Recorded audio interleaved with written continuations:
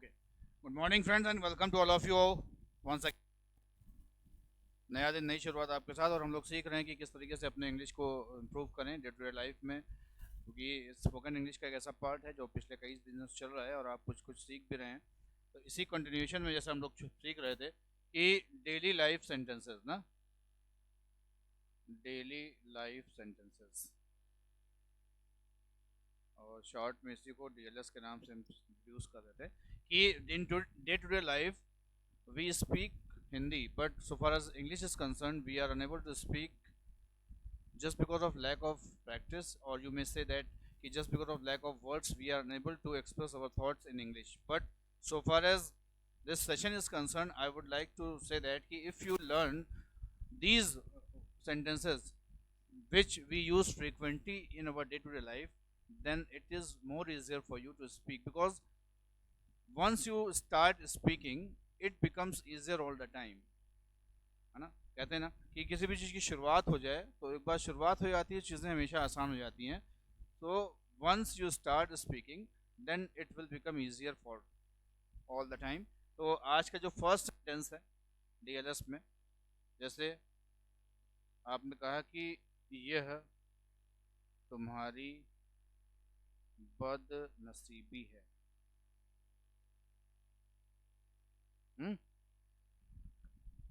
मतलब जैसे किसी के साथ कुछ बुरा हो जाता है, कुछ गलत हो जाता है, तो अक्सर आप उसे कंसोल करते हुए सांत्वना देते कहते हैं तब तो ऊपर वाले का किया धरा है, ये सब तुम्हारी जो है वो आपने तो बहुत अच्छा प्रयास किया था, लेकिन किस्मत अगर ख़राब होती तो कभी कभी क्या होता है। तो ये सेंटेंस हम कंसोल सांत्वना देने के लिए बोलते हैं कि ये तुम्हारी बदनसीबी है। इंग्लिश में क्या कहेंगे? This is your miss Fortune, this is your miss Fortune. तो अब मिस फॉर्च्यून ये वर्ड अगर आपको उस समय याद आ जाए या आप बोल पाए तो बहुत अच्छा होगा।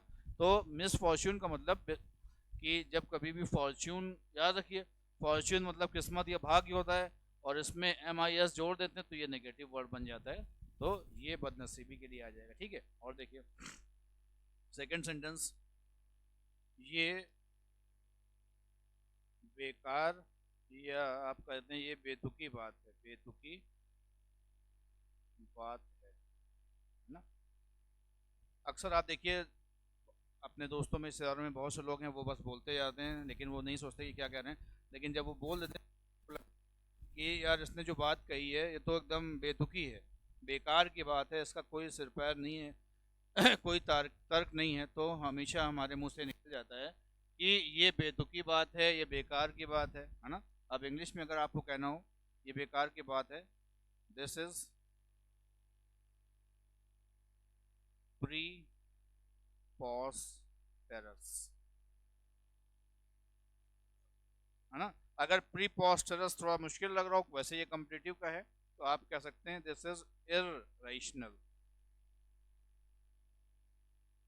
या थोड़ा सा और आसान कर देते हैं दिस इज इलॉजिकल। ठीक, तो इनमें से कोई एक वर्ड आप याद करिए जो आपके हिसाब से सही लगता हो। प्री पॉस्टरस का मतलब बेतुका या बेकार, ऐसे ही रेशनल से पहले लगा देंगे इर्रेशनल, तो रेशनल मतलब तार्किक होता है, इर्रेशनल मतलब बेतुका हो जाएगा। ऐसे ही लॉजिकल, जिसमें कोई लॉजिक हो, जब उसमें IL लगा देंगे तो वो इलॉजिकल बन जाता है। तो इर्रेशनल, इलॉजिकल, ये आप कह सकते हैं प्री पॉस्टरस। फाइन, चलिए तो ये आज के वर्ड्स स्पोकन सेंटेंसेस हो गए। अब नेक्स्ट थर्ड देखते हैं। देखिए मैं वर्ड्स या सेंटेंसेस आपको इसलिए दे रहा हूँ क्योंकि आप डे टू डे लाइफ में जो रोज़ बोलते हैं कहीं ना कहीं उसमें आपको बहुत हेल्पफुल होगा। जैसे आप कहते हैं भैया समय बहुत बलवान है ना। आप कहते हैं इंसान का समय अगर अच्छा है तो सब कुछ ठीक, और समय खराब है तो सब कुछ खराब। तो समय बहुत बलवान है या समय बहुत बड़ा होता है।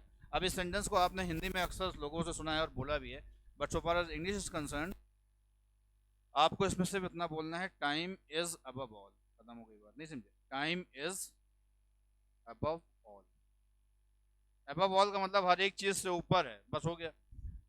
अब यहाँ बलवान के लिए आप हो सकता है आप कुछ लोग कहेंगे टाइम इज पावरफुल या टाइम इज माइटी, लेकिन पावरफुल या माइटी नहीं हो सकता, क्योंकि माइटी या पावरफुल पर्सन के लिए इस्तेमाल होता है या कोई ऑब्जेक्ट होता है जिसके अंदर पावर होती है।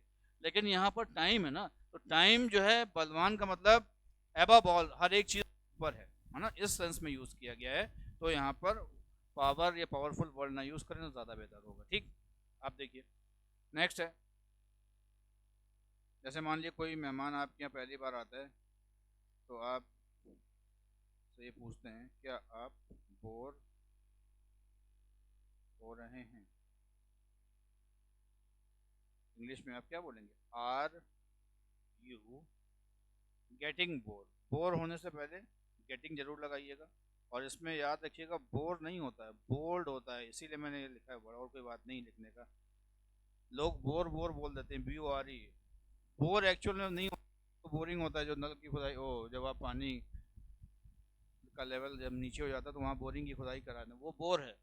लेकिन जो ये वाला बोर है, जिसमें आप क्या होते हैं, जो चीज़ पसंद ना आती है बोल रहे हैं, तो एक्चुअल बोल्ड है, BORED। तो आर यू गेटिंग बोल्ड बोला करिए, बोर ना बोलिएगा कभी, ठीक है, are you getting bored, fine. और देखिए एक और सेंटेंस है जो आपको काम आता है, मुझे बहुत ज़्यादा मुझे बहुत ज़्यादा खुशी मिली, है ना।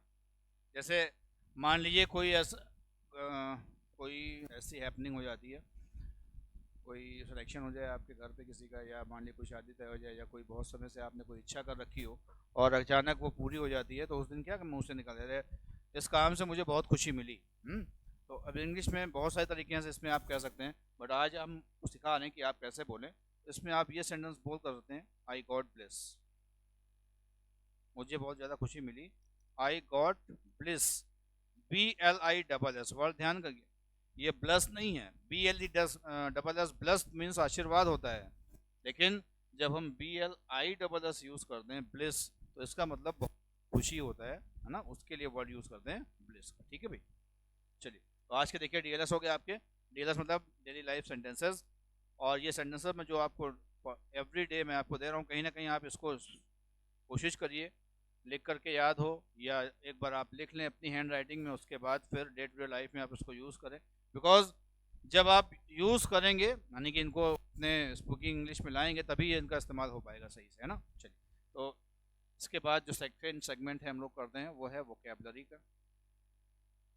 वोकेबलरी, है ना। क्योंकि आप भी जानते हैं कि दो चीज़ें हैं जो इंग्लिश में बहुत मायने रखती हैं, एक शब्दों का चयन, यानी कि वर्ड्स हम यूज़ करते हैं अपने स्पोकन इंग्लिश में, और दूसरा जो सेंटेंसेस फ्रेमिंग होती है। क्योंकि मैं हमेशा से बोलता हूँ कि इन हिंदी,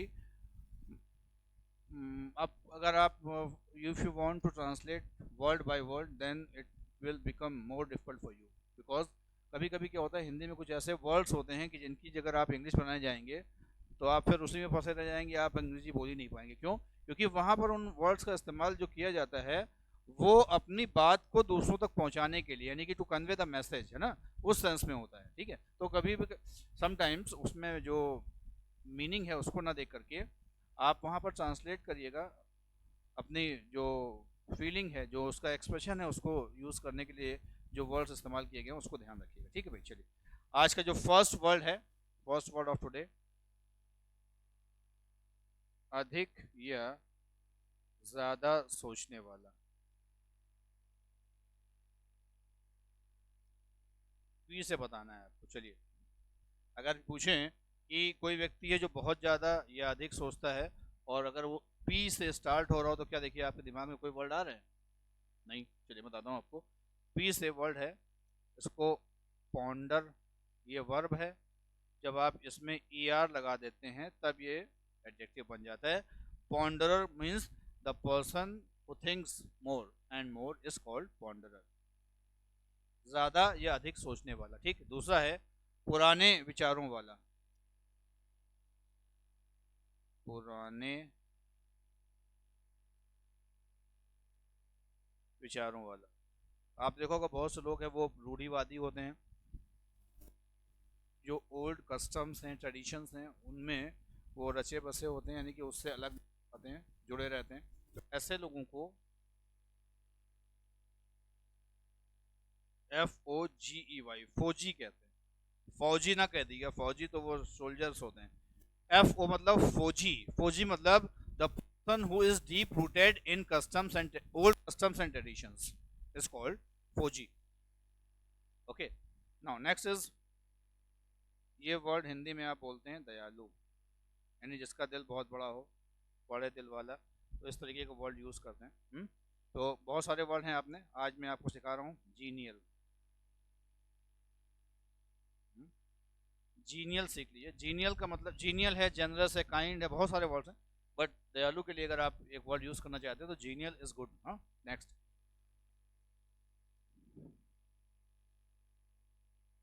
सड़ा हुआ। जैसे आप देखते हैं बहुत सारी चीज़ें जो होती हैं वो अगर खुले में छोड़ दी हैं या ऐसे काफ़ी दिन तक छोड़ दिया है तो वो चीज़ें सड़ जाती हैं, यानी कि उनमें स्मेल आने, फाउल स्मेल आती है, दुर्गंध आने लगती है।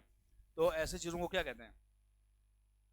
सड़ा हुआ खाना, जैसे रॉटन फूड, रॉटन, ROTTEN। रॉटन मीन्स होता है सड़ा हुआ, जैसे कि इसमें दुर्गंध आती है, फाउल स्मेल आती है। दैट सब्सटेंस, दैट जो पदार्थ होता है उसे रॉटन मटेरियल या रॉटन सब्सटेंस, या कभी कभी फूड के लिए भी आता है रॉटन फूड कहते हैं, सड़ा हुआ खाना है, दिस इज रॉटन फूड, है ना? ठीक। तेजी, तेजी से मतलब यहाँ पर है चपलता से, तेजी, चपलता। आपने देखा होगा बहुत से लोग क्या होता है, उनके अंदर बहुत स्फूर्ति होती है, तेजी होती है, मतलब पल में यहाँ पल में वहाँ, उनका मूवमेंट बहुत तेज होता है, मतलब वो आलस से कहीं नहीं दिखाई देता उनके काम में। और उनके अंदर एक्टिविटी यानी कि जो गति होती है, बहुत गतिशीलता जिसको आप कह सकते हैं। ठीक है, तो बताइएगा तेजी या चपलता, इसके लिए कौन सा यूज़ कर जाए? बहुत सारे वर्ड आप जानते हैं, बट टुडे CELERITY, सेलिडिटी याद कर लिए, बहुत अच्छा वर्ड है ये, स्पोकन में और कंपटीशन दोनों में आपके काम आएगा। सेलिडिटी का मतलब होता है जिसके अंदर बहुत ही एक्टिव हो, एक्टिविटी हो, यानी कि सफलता हो, उसे कहते हैं। जैसे तुम्हारे अंदर बहुत तेजी है, यू हैव सेलिडिटी, आप बोल सकते हैं। उसके अंदर बहुत तेजी है, ही हैज़ सेलिडिटी, इस तरीके से आप सेंटेंस को बोल सकते हैं। ठीक है भाई, तो ठीक है, देखिए आज का जो सेशन था वो आपका 5 मीनिंग्स का और 5 जो आपको स्पोकन के सेंटेंस में दे रहा हूँ वो कंटिन्यू कर रहे हैं। अब एवरी डे आपको क्या करना है, at your part you have to pull up your socks and try to speak English, and try to use these words in your day to day life, because speaking is something different from writing. If you think that writing or listening will help you, so it will help you up to some extent, but if you want to improve up to larger extent you have to speak out first, है ना? तो मैं आपसे फिर ये कहता हूँ कि अगर बोलना है, मतलब अंग्रेजी बोलना सीखना है, तो आपको बोलना पड़ेगा। If you want to speak you have to speak, there is no option as such. Fine, चलिए आज के लिए इतना ही। Thanks for watching this video, please like share this channel and this video more and more. Stay tune, see you tomorrow in the same time 7:30 in the morning. Stay home, stay safe.